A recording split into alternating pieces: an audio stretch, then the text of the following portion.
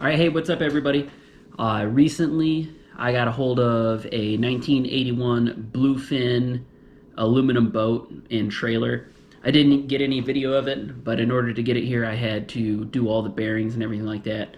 It had been sitting uh, right on the edge of Lake Huron for a few years unused, so there are like a lot of bees living in it, and it was unkept, but like the bones of it were really good.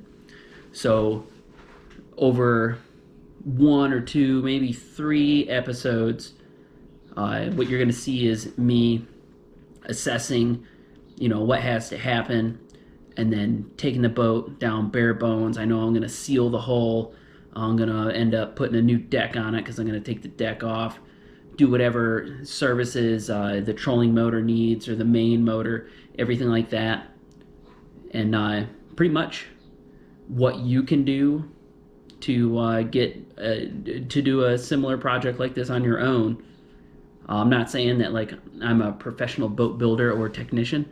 I'm just a guy, but learn from me. I'm gonna make some mistakes in this for sure, but there will also be some things that I do right. Definitely, I've done this before, and I came out with a really good boat. So I hope you enjoy it. And all right, let's check this thing out. This is a boat that I'm about to fix up. It's a 1991 Bluefin. It's 15 feet 11 inches. It's got like a little 15 horse Johnson on the back, and then it's got a 50-pound Johnson trolling motor up front. So I have to go through all that and see if it works. Should have made a video, but I had to replace all the bearings to get it here. It's about 400 miles away. Trailer needs some love. If you look inside, a little bit of storage. Got area for a battery. Live well right in the center. All the plumbing for the live well is bad. So there's a through hull right here that's broken. So the boat would just sink. They got the spot for the plug. I don't know why somebody did this, but they did. But today I'm going to pull all of this vinyl flooring out, pull the deck up, clean up the bottom, reseal it, put a new deck in, redo the live well, everything like that. Try and make it like a new boat again. We will see.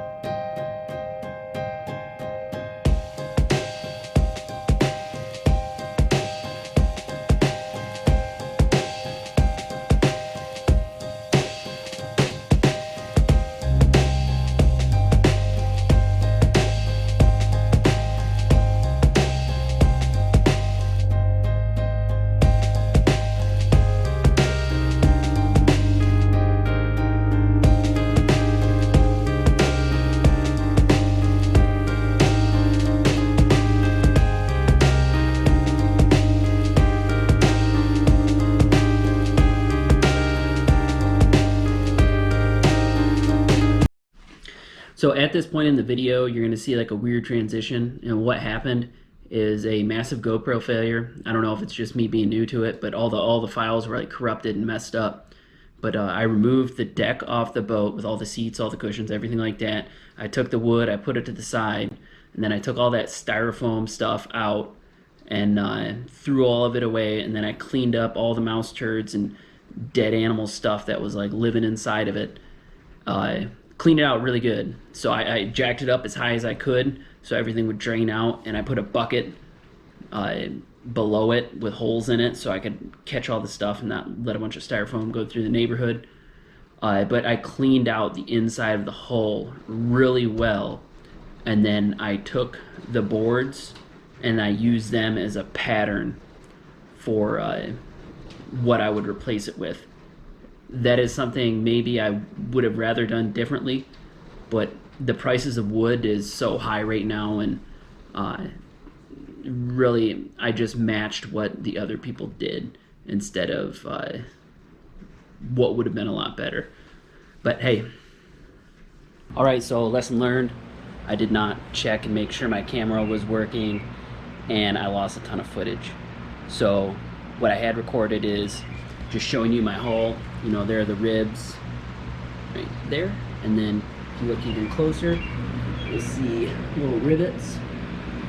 And over time, just from like beating waves and just this boat being from 1981, they move, everything like that, and then they'll start to leak, everything like that. And I actually don't know if this boat leaks or not, but I know it'll cost me $60 to drive to the lake and confirm whether or not it leaks, or I could just spend $60 on this product called Gluvit or Glovit. And what it is, it's like a two-part epoxy that you mix together, and then you just quickly apply it over the rivets or spots where you think that it leaks, and you give it like 48 hours to seep down in there and seal whatever possible leaks. So last year I had an old Starcraft and it leaked like crazy, and you know, I ripped the deck out just like I did this one, and I sealed it with this product, and it actually completely stopped the leak. So just to be proactive, this boat's from 1981, it's 40 years old, so I just did it anyway. The boat will have like some longevity, and just being proactive.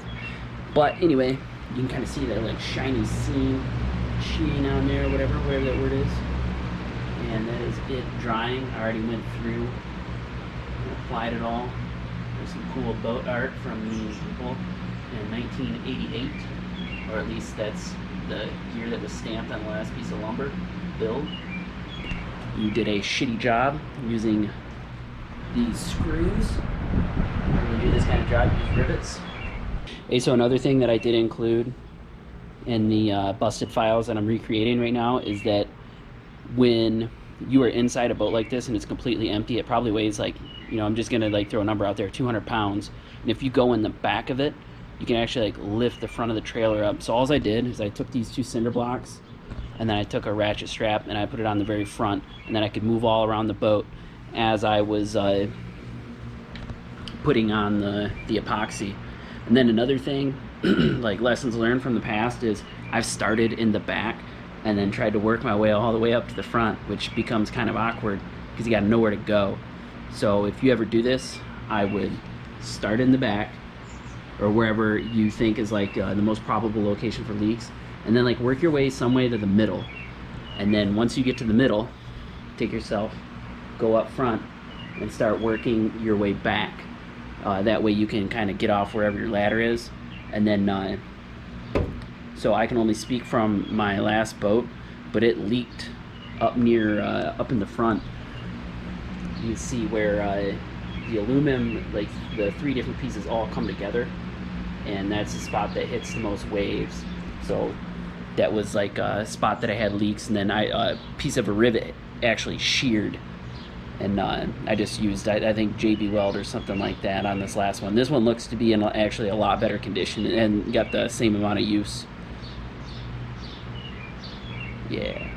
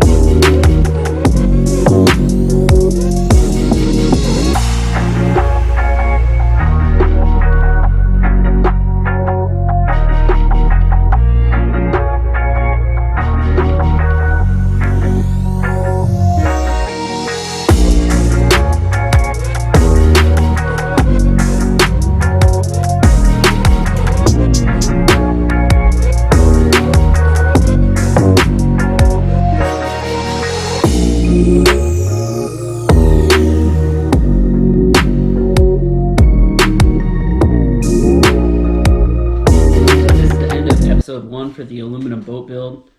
Over the next week or two, we'll expect 1 or 2 more episodes. I'm hoping to be able to get it all in one, but we'll kind of see. I'm trying to keep the videos less than like 12, 13 minutes. We all got short attention spans. Also, I got a call about the Ranger. So I would like to put out a Broken Boat Diaries Part 2. I know that the Mercury Pro team, the Ranger guys, they took it out to a reservoir around here. They experienced the same failure. They think they know what it is. This is really good news that they're actually taking my boat out, and they're not just testing it in a tank. So they said they'll give it back to me after they take it out and it works. And then just closing it out, if you have any feedback, put it in the comments. If you like the video, like it. If you don't, say something. Hey, if you're a hater out there and you're saying I'm doing everything wrong, put it in the comments. Yeah, sure. But have a good day. Thank you for watching.